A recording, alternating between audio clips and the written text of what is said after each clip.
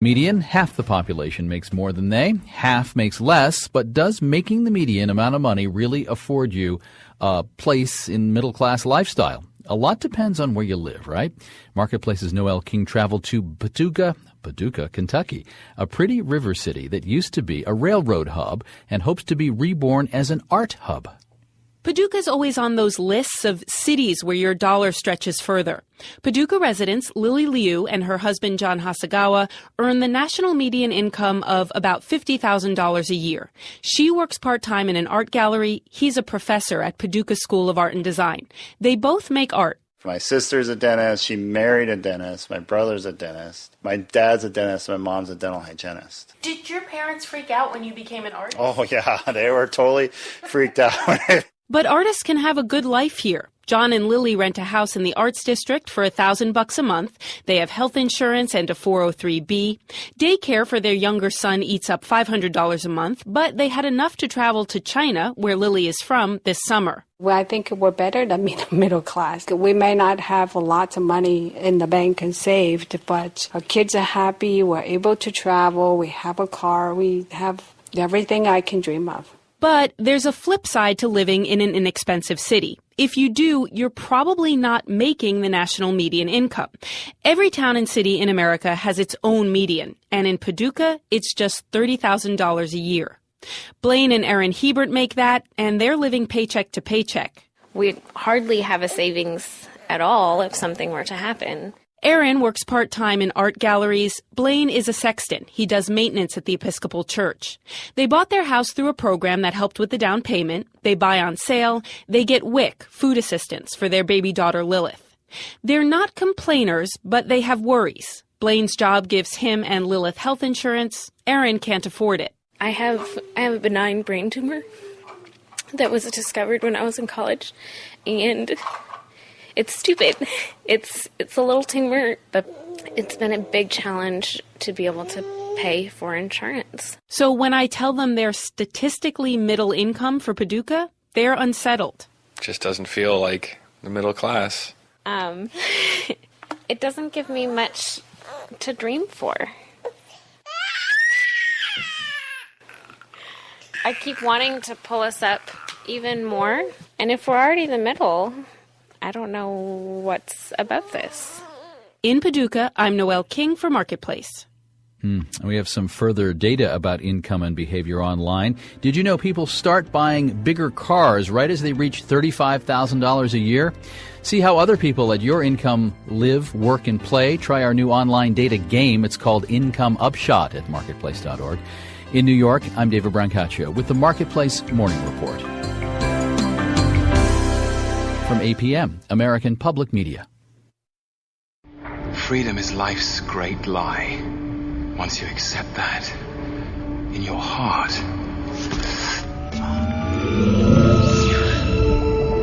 you will know peace. Toaster strudel, yeah? That's what she said. Hunt for answers in Navy Yard massacre. Hunt for answers in Navy Yard massacre. We have no information right now as to motive. Investigators focus on the gunman. We have the single and sole person responsible. His friends shocked. I'm absolutely baffled. Good morning. I'm Steve Kathan with the CBS World News Roundup. Let us take a moment in silence to reflect. A community comes together again hours after a mass shooting, this time a vigil in the nation's capital, where a gunman killed 12 people and injured 8 others at the Washington Navy Yard. 34-year-old Aaron Alexis was killed by police to end yesterday's bloodshed. Furniture store owner Kevin McDaniel knew Alexis when he lived in Fort Worth, Texas. It doesn't make any sense. It's so strange. The guy was such a nice guy. Alexis did have run-ins with the law over firing a weapon on 2 earlier occasions, but was never charged. His guns, including an assault rifle, were bought at a Virginia gun shop. CBS's Bob Orr in Washington says Alexis had no trouble getting on the base yesterday morning. Investigators now are very confident that Aaron Alexis acted alone after he gained access to the Navy Yard with a valid contractor's security pass. That said, there's no evidence so far connecting him to any known threats or co-conspirators. But we have learned the former Navy reservist had behavioral problems in and out of the service with some anger management issues. CBS News senior correspondent John Miller joins us. John, we know Alexis had anger management issues. What are investigators doing now to piece together his life? You know, they put out that poster and asked people to call in, and they've gotten a lot of feedback from people who knew him, worked with him, studied with him. What they are piecing together is the picture of two people.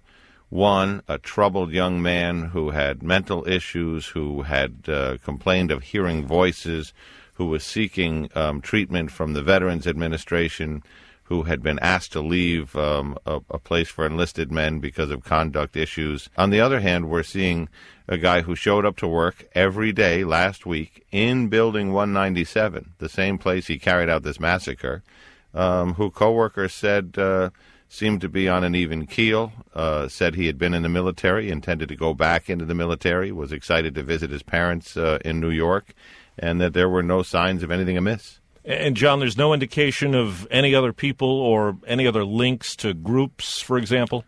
At this point, what the picture emerges of a young man who was living in Texas, not making much money, working as a waiter in a restaurant, but also a devout Buddhist who prayed at a temple on a very regular basis and was known to the religious clerics who were running it.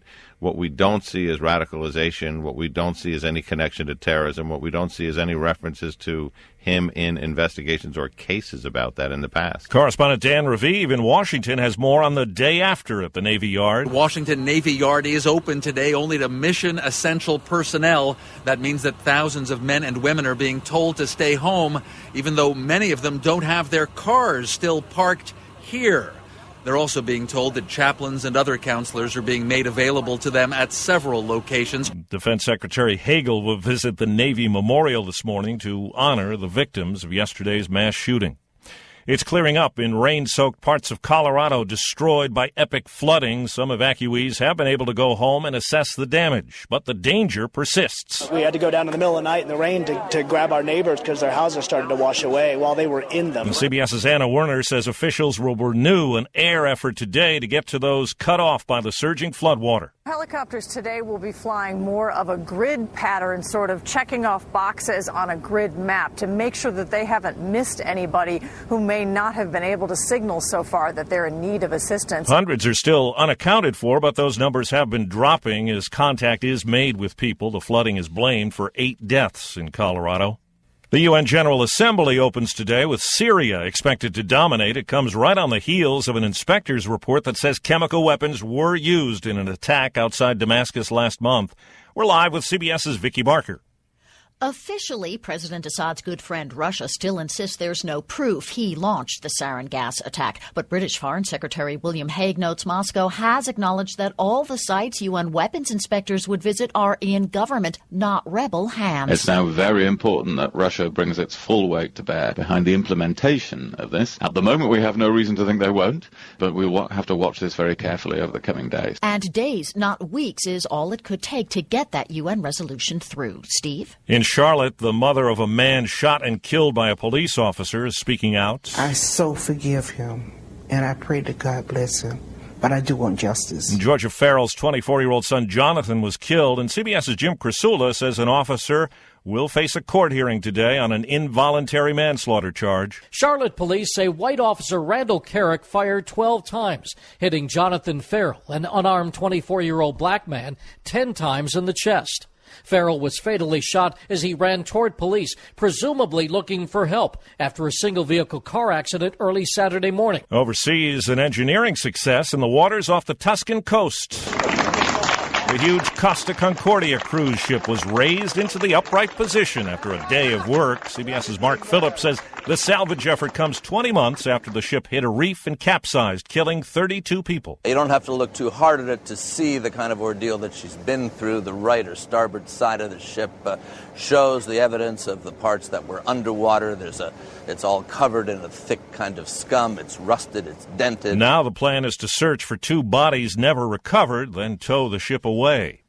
Well, holiday shopping ads are already on TV and radio, and retail forecaster Bill Martin says there's good reason for that. This year is the shortest number of days that you have between Black Friday and Christmas, where compared to last year it was the longest number of days. So that again is going to drive the retailers to incent the consumers to get out early. Martin's firm Shopper Track envisions a 2 to 4% increase in holiday sales. Well, the U.S. Marshal Service begins an online sale today, an auction of memorabilia that belongs to former Illinois Congressman Jesse Jackson Jr. It includes Michael Jackson items, Bruce Lee autographs, and mink capes. The proceeds will help repay the campaign funds Jackson illegally spent. He was sentenced last month to 2.5 years in prison. A new government report says bath salts were responsible for 23,000 emergency room visits in 1 year. Bath salts are legal drugs that contain amphetamine-style stimulants. Federal drug abuse expert Peter Delaney says they can be dangerous. People can have heart or blood vessel problems coming from this. People can get depressed. They can have suicidal thoughts. Sometimes they have psychosis or even death. New York State approved new laws last week banning the sale of a new form of bath salts that's been linked to nightclub deaths. New ratings are out for some popular pickups. Jeff Gilbert covers the automotive industry for CBS station WWJ in Detroit. Consumer Reports put Chevy Silverado and Ram's 1500 1-2 overall in terms of pickups. Chief auto tester Jake Fisher said both are civilized. They're trucks that you could drive every day, and the Silverado is no slouch. And the other thing is it does a lot of good truck things, too. It really hauls a lot. It tows a lot. It's pretty impressive overall. Fisher scores the Ram best in terms of comfort, but says the Silverado has better capabilities. Jeff Gilbert, CBS News, Detroit. Remember when gas was less than $3 a gallon? Well, you have to go back to December of 2010. The AAA says the national average has now topped $3 a gallon for 1,000 straight days for the first time. Some analysts say it's unlikely to dip below $3 ever again. That's the World News Roundup. I'm Steve Kathan, CBS News. Signal searching varmints! Get your own reception! Vamoose, you little varmint.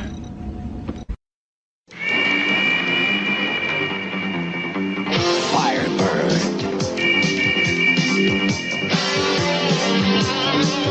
Feel the rush of pure excitement. Thrill to one of the most sensational cars of our times. Take out a Firebird and take on the world. Pontiac builds excitement. Remember when your neighbor found us naked in the car, and the time some outdoor action got us kicked out of the park? Getting frisky in the dark, I gave your eye a poke. I think the dog is also in the bed. Do I smell smoke, you and me? We never, ever, ever give up. You didn't give up on sex. Don't give up on birth control either. There are more methods than you think. Visit bedsider.org to compare all the choices. Brought to you by Bedsider and the Ad Council. Bedsider.org. I started doing pills when I got hurt. They made the pain go away. Well, some of it.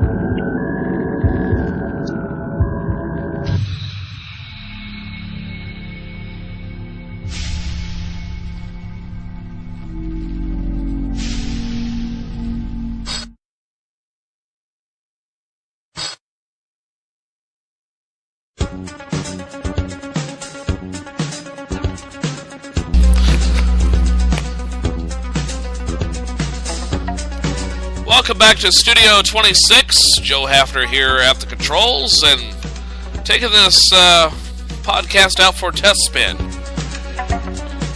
Got a little winner here, Devin. I really like it. I really, really do. Well, coming up in just a little bit, we'll have the popular tweets of the day, what's on TV tonight, along with the song of the day in just a moment. Right now, I got a podcast. I talked on it. Right now, though, it's time for News of the Weird. And where the hell did the intro go? Oh, there it is. Is that it? No, that's not it. There it is. There it is. News of the Weird. And away we go. It's as simple as that. And that's going to allow... Oh, son of a bitch. Why is this happening? And it's time for News of the Weird on this Tuesday. And let's see what I have for you today. Creepy clown appears in English town. Boy, that Tuffy Gessling gets everywhere, doesn't he? Oh, come on, it was just a little joke. That's what you keep telling me. Well, the town of Northampton, England, is creeped out by a clown that has been